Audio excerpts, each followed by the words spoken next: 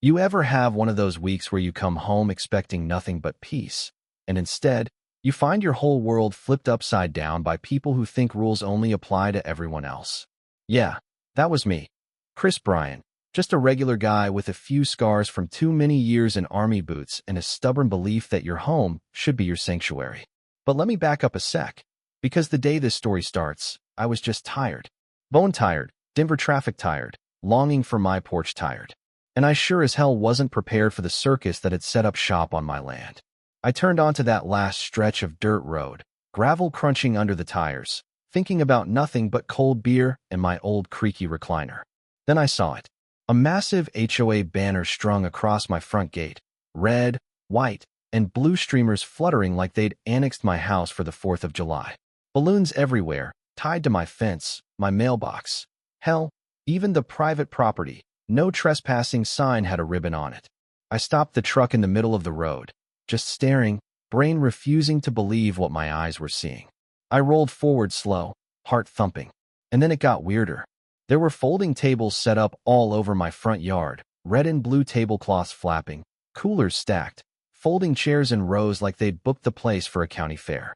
My porch had a giant birthday banner, "Happy Birthday, Lieutenant Doley," strung across it like this was his personal clubhouse.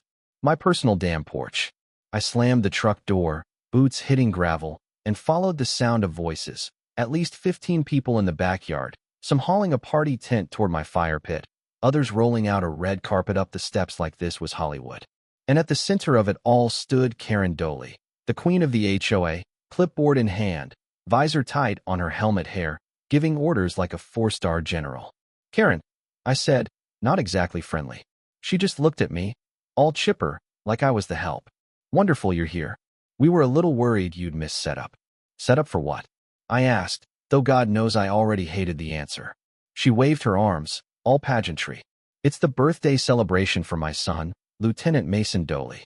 We reserved your space for the day." "My space? My house?" I just blinked. She explained, with a smile so fake it hurt to look at, that she'd submitted a reservation on the city website, that it was zoned for recreational community use. The HOA had voted, 100 guests were expected, and apparently my land was now the local rec center. It's unmarked land. Chris, no fence, no signage. Come on, have you ever even flown an American flag out here? You know what I mean? The gall. I tried to explain, calmly. My name's on the deed. This isn't a community lot, and no, I didn't give permission for a 100-person rager on my porch. Some young HOA volunteer muttered about patriotism while stacking cupcakes, and Karen just rolled right over me. "You're a veteran, my son's a veteran. It's a celebration in the spirit of service. You should be honored." I told her flat out. "Clear it off, 5 minutes, or I start hauling your stuff into the road." Karen's smile evaporated. "You're being hostile." "I'm being calm," I said. "But that changes fast when people break into my home." She started threatening escalation, city, law enforcement, the works. "Call them," I said. She already had, she said.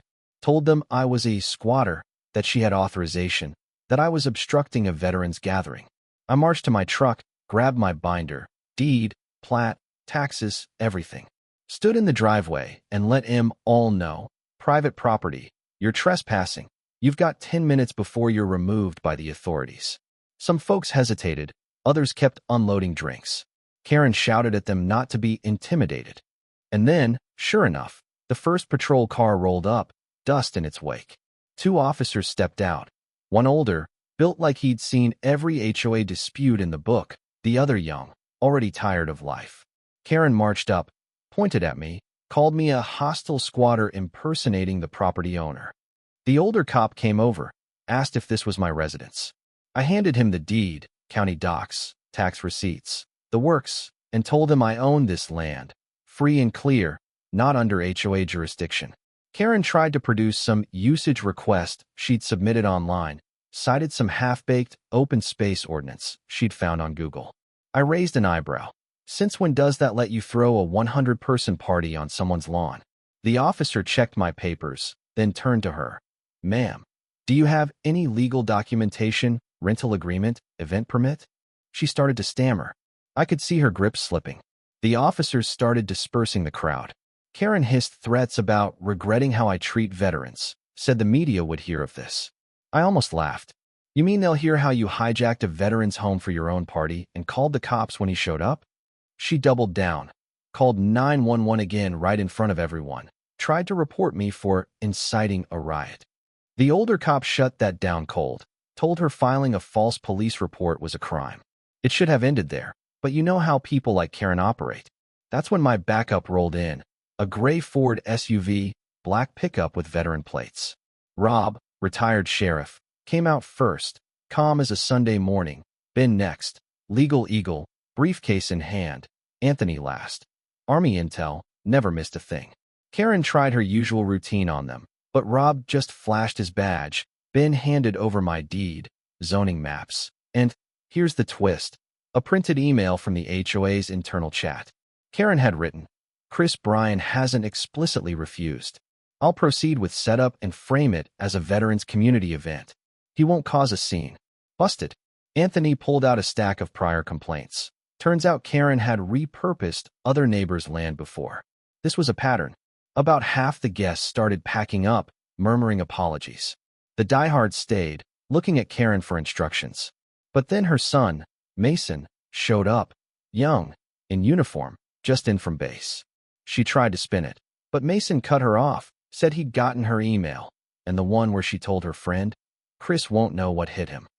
She'd CC'd him by mistake. Mason apologized to me, said he was sorry his name got dragged into her stunt. Even the diehards started backing away. Karen's last act was to lunge at me, screaming, trying to shove me backward, like that'd ever work. Rob restrained her, the officers cuffed her, neighbors filmed it all, and I watched the mighty queen of the HOA dragged off my porch, still shrieking threats. You'd think that'd be the end, but Karen doesn't go down easy.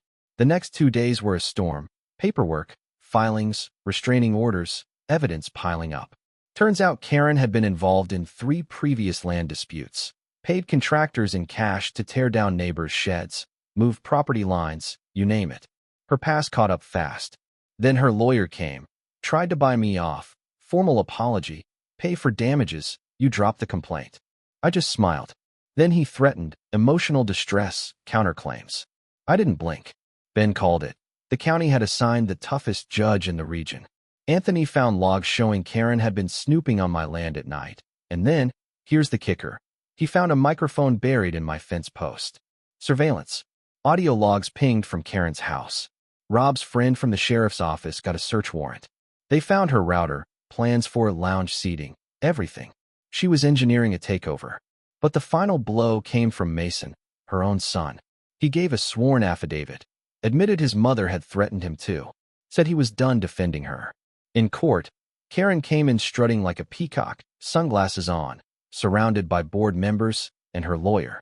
The judge didn't buy a word of it. We had drone footage, emails, body cam, Mason's testimony. The judge asked if Karen was denying the allegations. Her lawyer tried, but when Anthony pulled up a spreadsheet showing thousands in HOA funds diverted to her home, chairs, catering, all billed to the community, her lawyer literally asked to withdraw from the case. Karen stood there, pale and alone. By Friday, Karen was charged with trespassing, harassment, wiretapping, misuse of HOA funds, and filing false police reports. She got 10 years in state prison, no early release for 4, and the HOA was forced to restructure. Anthony, my old friend, got asked to serve as interim president, but only if my land was permanently excluded from any HOA jurisdiction.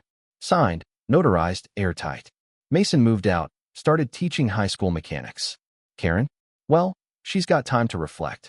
As for me, I spent Sunday on my porch, coffee in hand, rifle leaning lazy on the railing, a new private property, no HOA sign staked where the balloons once fluttered. The wind was calm. No cars, no drama, just the sound of the trees. So, who was right? Who was wrong? What does community really mean when one person tries to control it all? That's the question. Maybe you've seen this play out in your neighborhood. Maybe you've lived it. I'd love to hear what you think. Drop a comment below. Tell me your HOA horror stories or what justice means to you. And if you ever find a parade on your porch, don't back down. Sometimes the line has to be drawn, right in your own front yard.